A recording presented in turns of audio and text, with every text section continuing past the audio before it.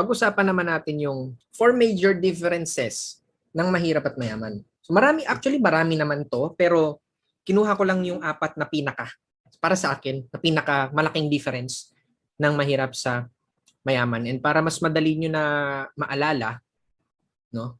Lahat ito ay R. Para mas madali nyo na maalala. So, pag sinabi kasing poor mindset, no? Katulad nung sinabi ko sa inyo, kahirapan, hindi lang tinutukoy ko pera. Byproduct lang kasi talaga yung pera. Ang kahirapan ay nasa isipan. Doon nagsisimula. Di ba katulad nung sinabi ko, dalawang process ng creation, dalawang steps ng creation. Una palagi sa mind. So kapag ka mahirap ka, ibig sabihin mahirap yung pag-iisip mo. Yung pera, yung buhay na meron ka ngayon, byproduct lang yan. So ibig sabihin, para mabago yan, babaguhin mo yung isipan mo. Ang pagkakamali na ginagawa ng iba, pinipilit nilang baguhin yung resulta. Pinipilit nilang baguhin yung second step ng creation, which is yung reality. Hindi pwedeng ganon. Hindi pwedeng reverse. Palaging mauuna sa isipan bago sa reality. Okay? So pag sinabing broke, okay, broke. Broke, ito yung kawalan ng pera. This is temporary. Pwedeng itong pagiging broke kasi na-experience ko to maraming beses eh. Yung walang-wala ka talaga, utang-utang ka pa. Kawalan ng pera, pagiging broke, it's okay. Okay lang naman to. Kasi most of the time, dadaan talaga tayo dyan. Sana naman hindi nga kayo dumaan dyan. Pero may mga times na dadaan ka talaga dyan. Pinagdaanan ko rin yan. Pero temporary yan. Pero, yung pagka pinag-usapan na natin is yung pagiging poor. So, ibang usapan na yan. Kaya ang i-goal nyo ay magkaroon ng rich mindset. Which is ito na nga ituturo ko sa inyo. Okay? Broke is temporary. Poor can be a lifetime. Kaya iwasan nyo magkaroon ng poor mindset. And babaguhin natin yan. So number one, pinakang malaking pagbabago na apat na differences. Number one is yung resourcefulness. Or pagiging madiskarte sa Tagalog. Resourcefulness. No, ang isip ng mga mahihirap na may poor mindset, wala akong pera kaya ako mahirap. Iniisip nila, wala akong pera kaya mahirap lang kami. Ang isip ng merong rich mindset, wala akong pera, kaya kailangan kong dumiskarte para magkapera. Kita mo yung difference ng dalawa?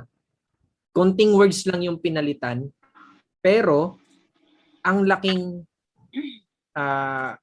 factor na nung pinagbago, ang laking difference na. Konting words lang yung pinalitan. Ginagamit ng mga poor mindset, okay? Ginagamit ng mga may poor mindset yung kawalan nila ng resources bilang excuse. Kasi hindi kasi ako makahataw kasi wala akong data Wala akong panload. Mahina signal dito sa amin. Mainit, malamig, umuulan. Lahat na lang ng pwede nilang excuse. Ginagamit nila yung kawalan nila ng resources bilang excuse. Pero palagi niyong tatandaan, hindi problema ang resources. Ang problema ay kakulangan ng resourcefulness o pagiging madiskarte. Ang naalala ko na kwento is yung kwento ni Coach Junjun nyo. Narinig ko sa kwento niya nung nag-OGC siya. Para lang siya makapag-internet kahit yung cellphone niya ay luma na at sira-sira na pero napapagtiyagaan pa din. Nagagamit pa rin naman pang messenger Sipin mo yun Nakiki-internet siya sa barangay. Correct me if I'm wrong na lang Coach Junjun kasi ito yung naaalala ko sa kwento mo. Nakiki-internet pa siya sa barangay hall nila. No, para lang makapag-internet. Dumadayo pa siya doon. Kasi wala rin siyang budget na pang-load Wala na siya pang data. So instead na gamitin niyo yun as an excuse, gumawa siya ng paraan kasi kapag gusto, maraming paraan. Kaya maging aware ka sa sarili mo. Okay, maging aware ka sa sarili mo. Palagi mo yung tatanda, maging aware ka sa sarili mo. Gaano karaming excuses yung ginagawa mo, sinasabi mo, binibigay mo every single day. Kasi every time na nagbibigay ka ng excuses para ma-achieve yung pangarap mo, pinapalayo mo ng pinapalayo yung sarili mo dun sa pangarap mo. So maging aware ka gaano karaming excuses ang binibigay mo every single day.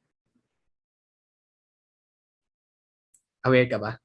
Gaano karaming excuses? Bukas na lang, pagod na kasi ako saka na lang kasi nai-stress ako Diba? Willing ka pa rin bang trumabaho kahit wala ka sa mood? Gagawin mo pa rin ba yung trabaho mo para sa pangarap? Ito isipin mo na lang to para sa inyong mga nag-work, para sa inyong mga employee. Kahit wala ka naman sa mood, papasok ka pa rin sa trabaho Isipin mo yan ha. Pero hindi mo naman pangarap yung tinatrabaho mo doon. Pero pumapasok ka pa din. Di ba may joke pa nga na kahit bumabagyo na immortal lang mga empleyado daw. Kailangan papasok pa rin kahit bumabagyo na kasi immortal sila. Di ba may joke? May mga memes ako nakikita na ganun, pinapapasok pa rin ng boss. Isipin mo yun, ginagawa mo pa rin yun, pero hindi naman pangarap mo yung tinatrabaho mo. Tapos pagdating dito sa usapin, na pangarap mo na yung pinag-uusapan, marami kang excuse. Paano magkakaari yun? Tapos nagtataka ka, bakit kaya wala pa rin result? Bakit kaya ang liit pa rin ng resulta? Di ba? So yun yung palagi mong tatandaan, daig ng madiskarte ang matalino. So ulitin ko, hindi kawalan ng resources ang problema, kundi kawalan ng resourcefulness or diskarte. Kasi kapag gusto mo talaga, walang makakapigil sa'yo. Kapag ayaw mo, walang makakapilit sa'yo.